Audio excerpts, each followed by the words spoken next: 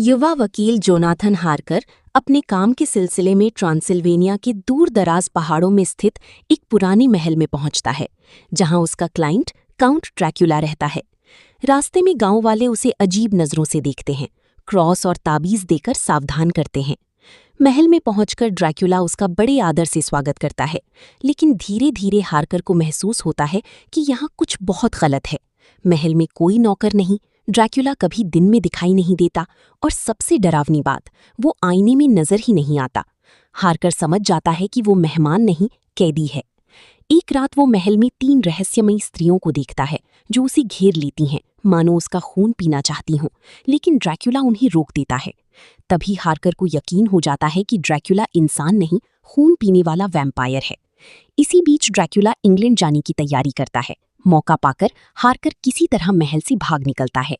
ड्रैक्युला ताबूतों में अपनी मिट्टी भरकर जहाज डेमीटर से इंग्लैंड के लिए रवाना होता है। सफर के दौरान जहाज का दल एक एक कर रहस्यमयी तरीके से गायब हो जाता है। जब जहाज इंग्लैंड पहुंचता है तो कप्तान मृत मिलता है और जहाज खाली होता है। ड्रैक्युला लंदन पहुंच चुका होता है।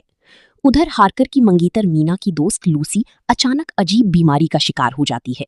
रात में कोई उसका खून चूसता है, डॉक्टर समझ नहीं पाते।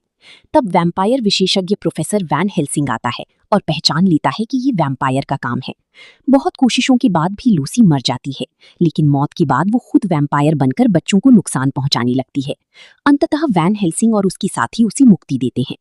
अब ड्रैक्युला मीना को निशाना बनाता है। वो अपनी खून से मीना को बांध देता है, जिससे दोनों के बीच मानसिक संबंध बन जाता है। इसी संबंध के जरिए वैन हेल्सिंग और उसकी साथी ड्रैक्युला का पता लगाने में सफल होते हैं। ड्रैक्युला भागकर अपनी पुरानी महल लौटता है।